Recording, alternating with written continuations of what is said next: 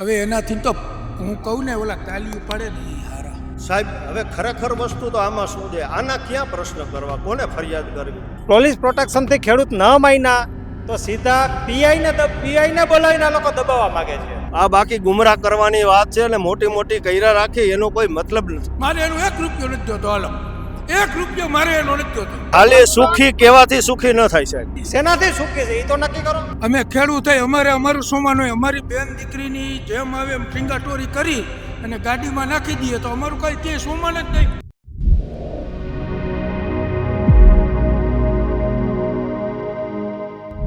આપણે બીજા પણ ખેડૂત સાથે વાત કરીશું. શું નામ છે આપનું? મારું નામ રાજેશભાઈ ભંડેરી છે. હું ભાદરા ગામનો વતની છું. જોડિયા તાલુકો, જિલ્લો જામનગર. જામનગર જિલ્લાથી તમે અહીંયા આવ્યા? હા, જામનગર જિલ્લાથી અહીંયા અમે આવ્યા છીએ. કેમ આવવું પડ્યું અહીંયા? હવે આ વીજ કંપનીઓની તાનાશાહીના લઈને અમારે અહીંયા આવવું પડ્યું છે. આજ અમારા ભાઈઓ અહીંયા ધરણા પર બેઠા છે, એના ટેકો આપવા માટે અમારે આવવું પડ્યું. કાલે એ લાઈનો અમારા ગામમાં આવવાની છે તો કાલે એ અમને ટેકો આપશે, એટલા માટે અમારે અહીંયા આવવું પડ્યું છે. વીજ લાઇનનો મુદ્દો બરાબર જે રીતે ચાલી રહ્યો છે, વિધાઉટ પરમિશન તમારા ખેતરોમાં થાંભલા નાખવામાં આવે છે, શું કહેશો એને? અમારે કોઈ ખેડૂતનું કોઈ આ સાંભળતા જ નથી. અમારે રિલાયન્સની લાઈનનું સર્વે એક બાકી હતું. ખેડૂતોએ ચર્ચા કરી કે ભાઈ તમે આવો, મળો અમને, શું તમારું સર્વે છે, શું તમારી કેવી રીતનું છે, અમને કયો, સાંભળો ખેડૂતની વાત. આ કોઈ સાંભળવા માગતા જ નથી. પોલીસ પ્રોટેક્શન લઈને 100 ખેડૂતોને એકાયરે દબાવવાનો પ્રયાસ કરેલો છે. એ લોકોએ પોલીસ પ્રોટેક્શનથી ખેડૂત ન માન્યા તો સીધા પીઆઈને બોલાવીને આ લોકો દબાવવા માંગે છે. લગભગ 4-5 દિવસ પહેલા જીતુભાઈ વાઘાણીએ પ્રેસ કોન્ફરન્સ કરી હતી. એમણે કહ્યું હતું કે ખેડૂતોને જે હેરાન કરે છે, ખેડૂતોના જે ચીટિંગ કરે છે ખેડૂતો સાથે, એને જેલ થશે, એને કાયદેસરની કાર્યવાહી કરવામાં આવશે. તો અમે જીતુભાઈ વાઘાણીની રજૂઆત કરી, પણ જીતુભાઈ વાઘાણીએ ક્યાં ખેડૂતોને ચીટિંગ કરી છે એવું કઈ કીધું છે? કે જીતુભાઈ વાઘાણી એમ કીધું કે ચીટિંગ કરશે એને છોડવામાં નહીં આવે કોને, પણ ચીટિંગ કરવા વાળા માણસો જ એના હે તો એને પકડવાનું છોડવાની વાત જ ક્યાં આવી? એ તો ખેડૂને બધું છે, બાકી સરકારને કાંઈ નથી. એને જ મળતિયા છે અને એને ચીટિંગ કરવાનું. તમે જે પ્રેસ વાળાએ જીતુભાઈને પ્રશ્ન પૂછેલા છે વીજ ઉપર, તો જીતુભાઈનું જે મોઢું હતું, એનો જે ચહેરો હતો, એનો જે ફેસ હતો, એ જે બોલ્યા ત્યાં ને તમે પ્રશ્ન પૂછ્યો એમાં કેટલો ફેર હતો એ તમારા પ્રેસ વાળાએ ત્યાં જાણી લીધું હશે કે ભાઈ ત્યાં જે ફ્રેશ ચહેરો હતો, ઓલા એસીમાંથી નીકળીને ફ્રેશ હોય પછી તડકામાં જઈને જે ચહેરો થાય એનો આખો ચહેરાનો રંગ બદલાઈ ગયો હતો અને એને મોઢું સંતાડીને જવું પડ્યું કે વીજ લાઈન મુદ્દે કંઈ બોલી શકે એમ નહોતા. એ તો કેને છોડવામાં નહીં આવે કે જે એની પાર્ટીના છે ને એ ચીટિંગ કરે છે એને છોડવામાં આવશે, પણ જે પાર્ટીમાં નથી ચીટિંગ કરે છે ને એને છોડવામાં નહીં આવે. કે જેને એને કઈ ચાલિયાણું નથી મળતું એને છોડવામાં નહીં, ચાલિયાણું મળે એને તો છોડવામાં જ આવે છે ગમે ત્યારે. આ સરકાર કે છે ખેડૂતોની આવક બમણી થઈ ગઈ છે 2022માં કીધું તું, તો થઈ છે બમણી? હા, બમણી થઈ છે ને. 400 રૂપિયા ઘઉં આજ 10 વર્ષ પહેલા હતા ને આજ છે 300-500 રૂપિયા ખાતરની ઠેલી આજ 10 વર્ષ પહેલા હતી, આજ 2000 થઈ ગઈ. 4 ગણા ભાવ થઈ ગયા, 4 ગણા દવાના ભાવ થઈ ગયા, બધું 4 ગણું, 2 ગણું ને 4 ગણું કયો તમે. ખેડૂતનું કઈ વધ્યું નથી, સરકારની વસ્તુનો ભાવ વધ્યા હે, ખેડૂતો અહીંયા હે.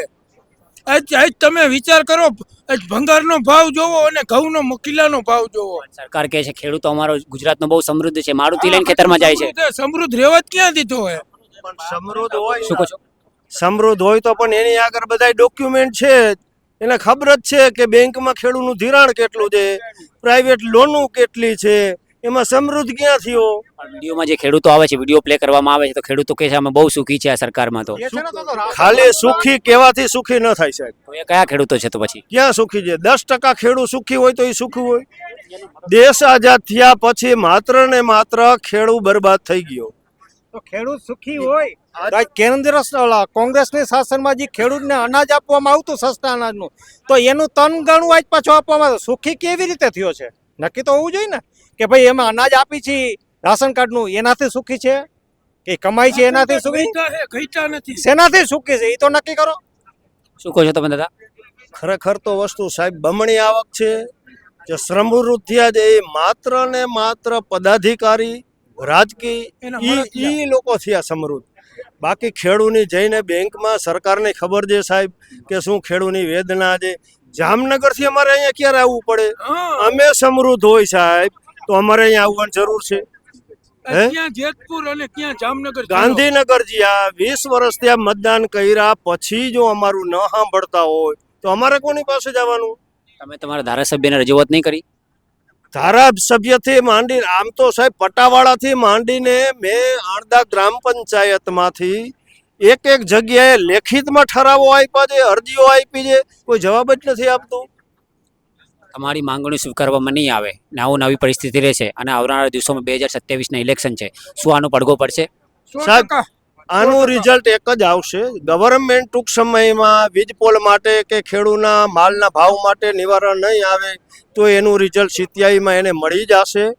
એને વિચારવાનું કે આના માટે શું કરવું શું ન કરવું એ બધાય પોતપોતે ખેડૂત વિચારશે, આમ આદમી વિચારશે શું કરવું, એ રિઝલ્ટ એને 87માં મળી જશે. તમે કહો છો જેટલી સમસ્યા તમે બતાવી, આટલી બધી સમસ્યા છે છતાંય 30 વર્ષથી સતત ભાજપ સરકાર આવી રહી છે અને આવે છે, તો કેમ ભાજપ સરકાર પછી આવે છે? સાહેબ, ઈવીએમ મશીનથી આવે. બાકી ખરેખર જો આટલા વર્ષ થયા જો કોઈ પણ ખેડૂત હોય આંદોલનમાં ક્યારે આવે?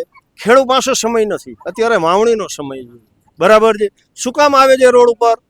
અમને ભૂખ જ નથી એ બાબતની. ખેડૂત કદાચ 2000 રૂપિયા દે, હું 2000 રૂપિયા આપું, હાલો લઈ જાઓ. ને પ્રોપર્ટી ગણતરી કરો તો એક ધારાસભ્યની એક સંસદ સભ્યની હું નમૂના સાથે લેખિતમાં કયા ગામમાં કયા જિલ્લામાં કયા તાલુકાની અંદર કોની કેટલી મિલકત છે, કોની કેટલા વીઘા જમીન છે, કોનું ક્યાં છે, એની ડિટેલ એ મારી પાસે ઘણા ધારાસભ્યોની છે, સંસદ સભ્યોની છે. પુરાવા સાથે હું આપી શકું એમ છું કે આ જમીન છે આ ધારાસભ્યની છે, આ જમીન આ ધારાસભ્યની છે. તો આવક માત્ર એની થઈ છે, ખેડૂતની નથી થઈ. આ બાકી ગુમરાહ કરવાની વાત છે અને મોટી મોટી કર્યા રાખી એનો કોઈ મતલબ નથી. આપણા રાજ્યના મુખ્યમંત્રી છે ભૂપેન્દ્રભાઈ પટેલ, મૃદુ અને મક્કમ છે, એમને રજૂઆત નહીં કરી તમે? રજૂઆત સાહેબ બધાયને આપેલી છે, એક સચિવાલયમાં આપેલી છે, ગાંધીનગર આપેલી છે, દિલ્હી આપેલી છે, વીજ પુરવઠાને આપેલી છે, રિલાયન્સને આપેલી છે, બધાયમાં આપેલી છે, પણ કોઈ કઈ જવાબ જ નથી આપતા. 15મી તારીખે ગાંધીનગર ખેડૂતો જવાના હતા, કેમ ગાંધીનગર ના પહોંચી શક્યા? માત્ર ને માત્ર ગવર્મેન્ટ ગુમરાહ કરે, કાંઈ નહીં તો કાંઈ ખેડૂતનું કોઈ સાંભળે નહીં. ખેડૂતની આ જ દશા થવાની.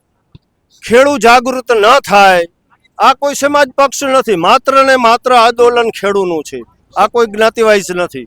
ખેડૂત જાગૃત ન થાય તો આવતા સમયમાં ખેડૂત ખેતી કરતો બંધ થઈ જશે. સાહેબ, મારે એક તમને વાત કરવી છે કે મારા પડામાં વીજ પોલ આવે છે, મારા પડામાં કોરિડોર તાર આવે છે, એટલી જગ્યા હું એને આપી દઉં.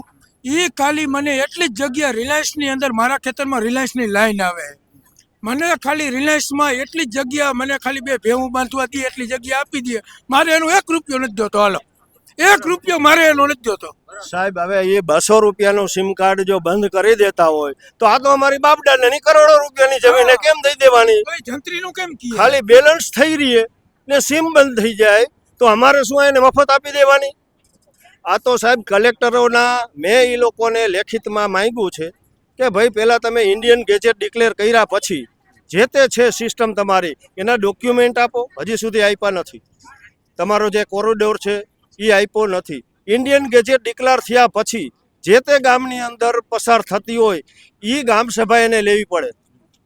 એવા રૂલ્સો હોય છે. આ લોકો એમ આવીને સીધા પોલીસ પ્રોટેક્શન આપીને દઈ દે. મારે પણ હું પૈસા ભલકારે ભરી આવું મારી ખેતીની જાળવણી માટે. મને પણ સરકારને પ્રોટેક્શન આપવું જોઈએ કે ના આપવું જોઈએ? કંપનીને આપે તો ખેડૂતને નહીં આપવાનું? એનો મતલબ શું ભાઈ? આ લોકશાહી છે.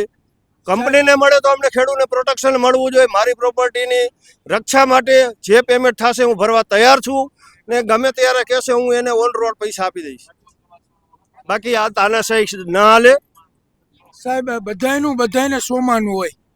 અમે ખેડૂત થઈ, અમારે અમારું સોમાન હોય. અમારી બેન દીકરીની જેમ આવે એમ ટીંગાટોરી કરી અને ગાડીમાં નાખી દઈએ તો અમારું કઈ ક્યાંય સોમાન જ નહીં. ગુજરાતમાં તો હર્ષભાઈ સંઘવી છે આપણા ગૃહમંત્રી, કે છે બહેનો બહુ સુરક્ષિત છે, મહિલા સુરક્ષિત રાજ્ય છે.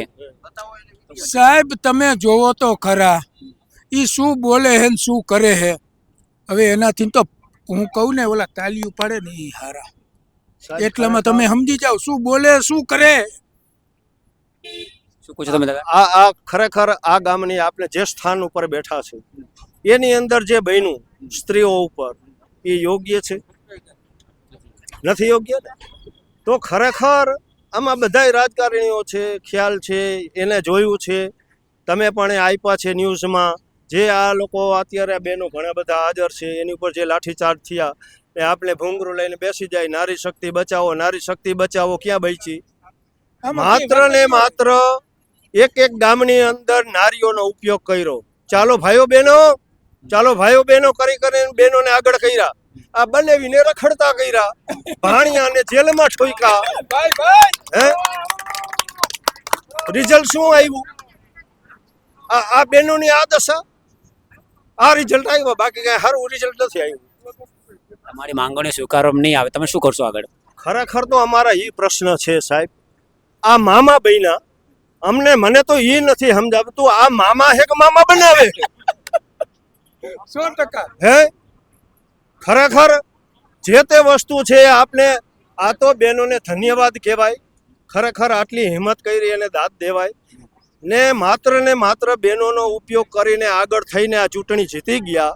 બાકી હવે તમે જીતો, મહિલા મંડળને તગારું દેવામાં આવશે, શાલિયું દીધું, આરતી વગાડો, મીણબત્તી પ્રગટાવો, આ બધું થઈ ગયું.